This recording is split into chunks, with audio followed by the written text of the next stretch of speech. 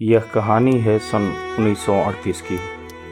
आज़ादी अपने चरम की ओर बढ़ रही थी, लेकिन तब भी गांव में आज़ादी के लिए लोग आवाज़ उठाने में डरते थे। प्रजामंडल एक आंदोलनकारी संस्था जो गांव-गांव और शहर-शहर जाकर अपने साथ लोगों को जोड़ती और आज़ादी के लिए कदम उठाने के लिए मनाती।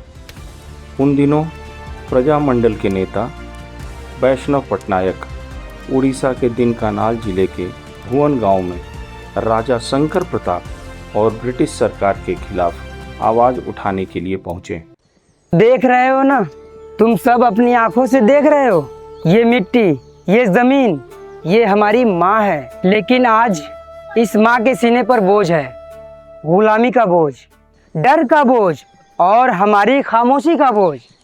राजा शंकर प्रताप ने क्या छीना बताओ? हमारी मेहनत, हमारी इज्जत और हमारा हक। 100 कमरों का महल बनवाया उसने, लेकिन तुम्हारे घरों में रोशनी तक नहीं दिया। तुम्हारे हाथों से पत्थर उठवाए गए और बदले में क्या मिला? लाठी, डंडे, बेइज्जती, ये सब मिला। अरे हम लोग कर ही क्या सकते हैं? हम सब बहुत कुछ कर सकते हैं। अरे चुप रहना पाप है। चुप रहना मतलब जुल्मों को स्वीकार करना है। ये बात क्यों नहीं समझ रहे हैं आप सब? मैं आप लोग से अपील करता हूँ, आप तो साथ दे ही सकते हैं और आप तो समझदार हैं। इन सबको तो समझाइए।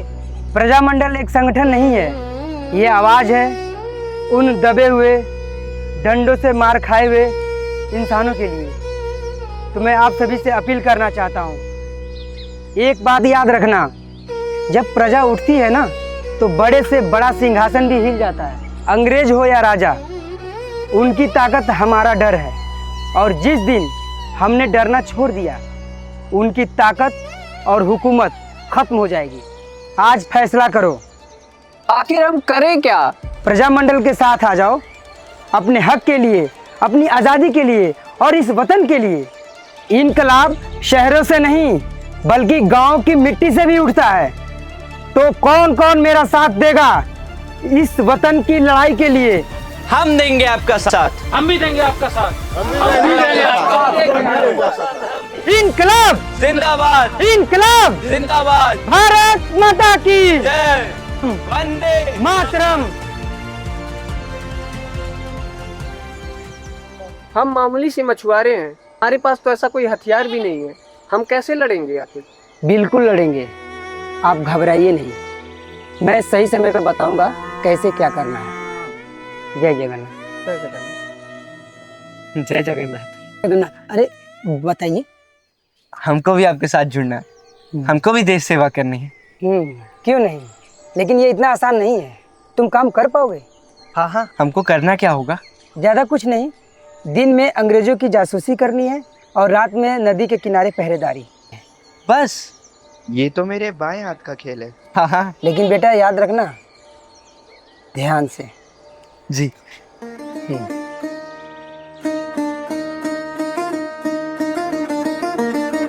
These Prajamandal peoples are getting so dangerous.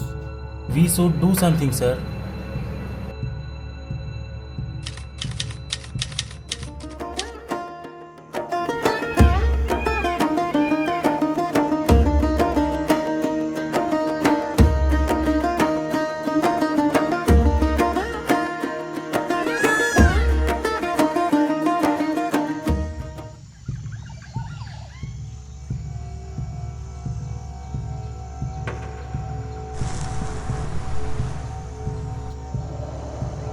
राजा साहब, आजकल ये प्रजामंडल के लोग बहुत परेशान कर रहा है। इनके पंख निकल आए हैं। तो फिर काट दीजिए ना, दिक्कत क्या है?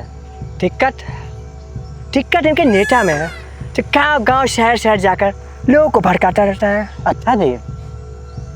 सुना है दीनकानाल के भुवन गाँव में प्रजामंडल का नेता वैष्णव पटनायक छुपा हुआ है। अरे तो जाइए, उसे अरेस्ट कर लीजिए। राजा साहब, हमारे पास इतनी सेना कहाँ कि हम उस गांव में घुसकर उसको पकड़ सकें। अरे तो फिर हम कब काम आएंगे? जाइए, हमारी सेना ले जाइए। धन्यवाद राजा साहब, मैं यही तो सुनना चाहता था।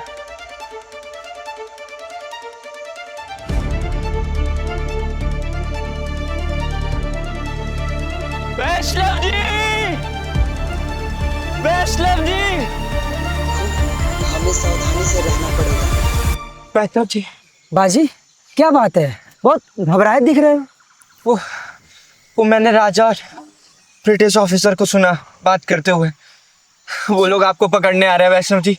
सब खत्म हो जाएगा वैष्णव जी, सब खत्म हो जाएगा। अरे रुको बाजी, आराम से रुको, घबराओ नहीं।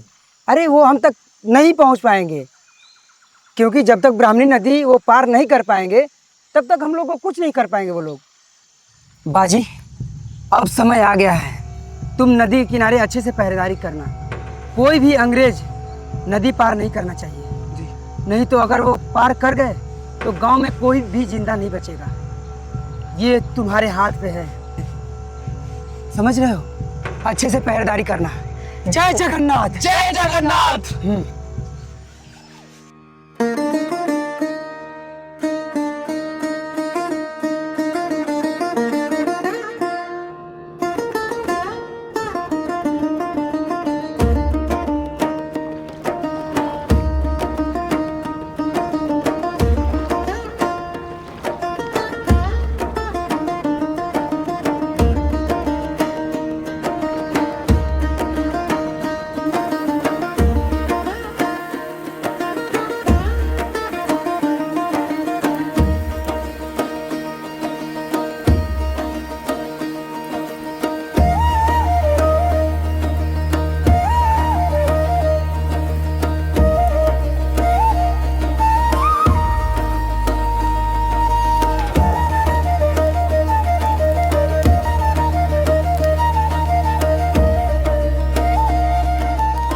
देखिए, शंख बजने तक का इंतजार करना होगा, कभी भी कुछ भी हो सकता है।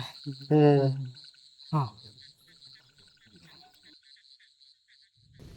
ए लड़के, हमें उस पार लेके चल। उस पार? मैं तुम्हें बहुत सारे पैसे दूंगा। मुझे उस बच्चा समझ रखा है क्या? मैं बच्चा नहीं हूँ कि कुछ चंद पैसों के लिए अपनी मिट्टी, अपने गांव को तुम लोगों के हवाले कर दूं, ताकि तुम सब हम सब पे गुलामी कर सको। नहीं ले जाएगा, नहीं नहीं ले जाएगा, नहीं नहीं ले जाएगा।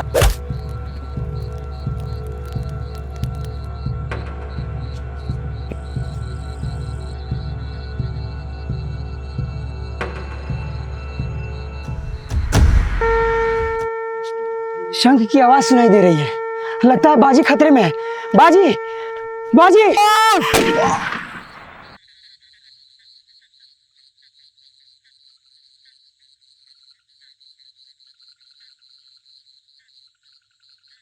Sir, we should leave now. The villagers will kill us. Okay, we should go.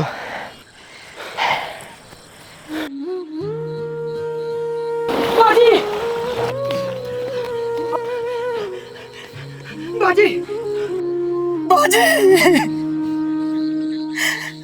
छोटी सी उम्र, बड़ा सा जिगर, माटी की खुशबू आँखों में असर, डर के आगे भी तू खड़ा रहा, अपने सच के संग तू जुड़ा रहा, हाथों में कांपती पर बाजी सिर्फ 12 साल का बच्चा नहीं था।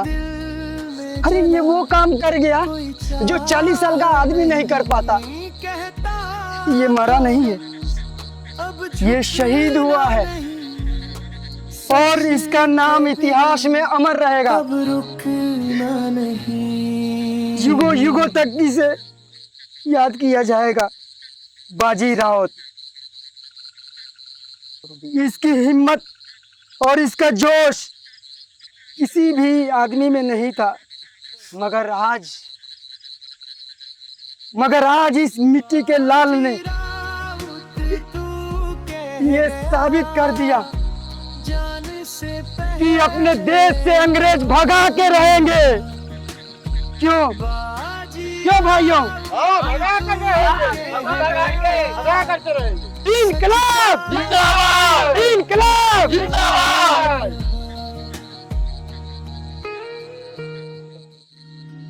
बाजी